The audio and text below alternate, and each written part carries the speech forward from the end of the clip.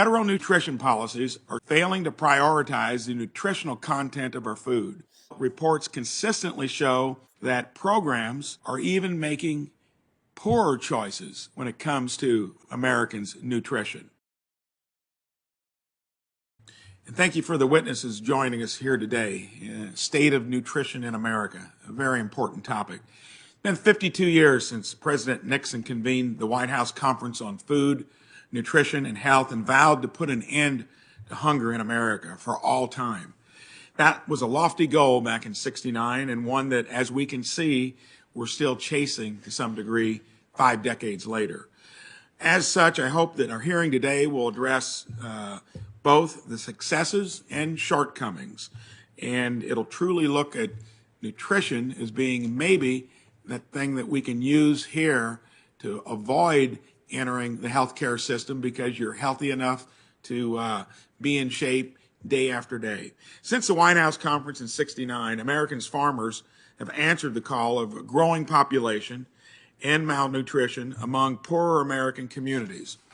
Through farm-level innovations, agriculture is now able to make more from less and help protect the soils along the way. The U.S. has made great progress to reduce food insecurity, nutritional deficits, foodborne illness over the course of the last 5 decades. However, our work is still far from over. Until no American goes to sleep hungry or is unsure from where his or her next meal will come from, we have not successfully completed the task. Our robust food security safety net is supported by USDA's nutrition programs totaling more than $100 billion per year in federal spending. Following the White House conference, these programs were bolstered and fine-tuned to ensure that caloric deficiencies were on the path to eradication in the U.S. While the USDA's nutrition programs have helped more Americans during times of need, any discussion about state of nutrition in America today must include a discussion about the quality of the foods that can be purchased through these programs. We all know that an excess of low-quality foods can have negative health outcomes for Americans, empty calories, not one that are making you stronger and healthier. Since '69, obesity rates in the U.S. have increased from 12% to over 42%, clearly not heading in the right direction. Likewise, preventable chronic illnesses like type 2 diabetes and coronary heart disease continue to plague more and more Americans. Federal nutrition policies are still geared strictly to address caloric deficiencies, failing to prioritize the nutritional content of our food.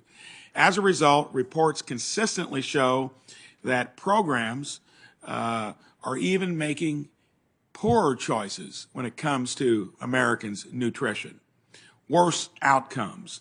Let me repeat that our federal nutrition programs may be making poor nutritional outcomes worse for low-income American families. This is an irresponsible use of taxpayer dollars, as Congress's responsibility lies in ensuring that nutrition programs like SNAP are serving the best interests of both the recipients and our nation as a whole. Failing to address issues of nutrition have broader spillover effects, like increasing federal outlays for health care. That's already where we spend way too much money vis-a-vis the rest of the world.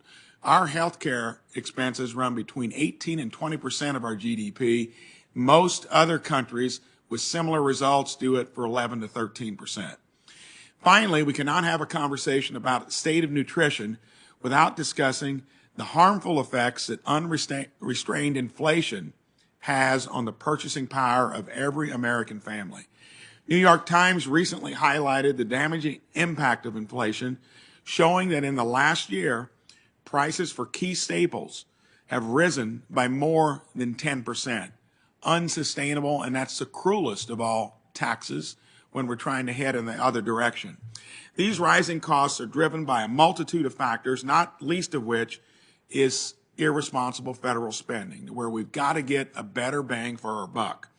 As this subcommittee considers policies to help address nutrition insecurity, We must remember that simply dumping more money into our economy will only exacerbate the issue of nutrition insecurity for our most vulnerable, not to mention what inflation will do as well.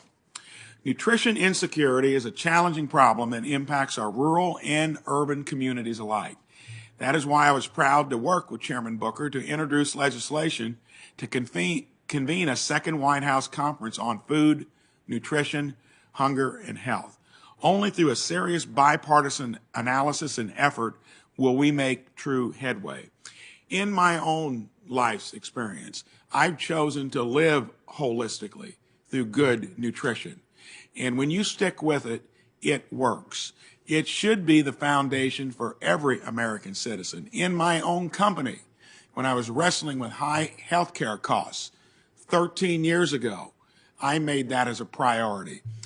Changed our system into being enabling my employees to become healthcare consumers, giving them tools like free biometric screenings, telling them about good nutrition, putting a little skin in the game to incentivize that you do it. This is a topic for another day and another conversation. We've not had a premium increase for my employees' companies in 13 years, and they enter into their deductibles less now than they did 13 years ago because we're emphasizing prevention, not remediation, and making my employees, and I think we can do it even in government, to where they invest in their own well-being, and we give them the tools to do it. Thank you, Mr. Chair. Thank you, Senator Braun. Senator Braun, you should put your placard up there. Somebody might mistake you for a pragmatic, minded business person and not a United States Senator.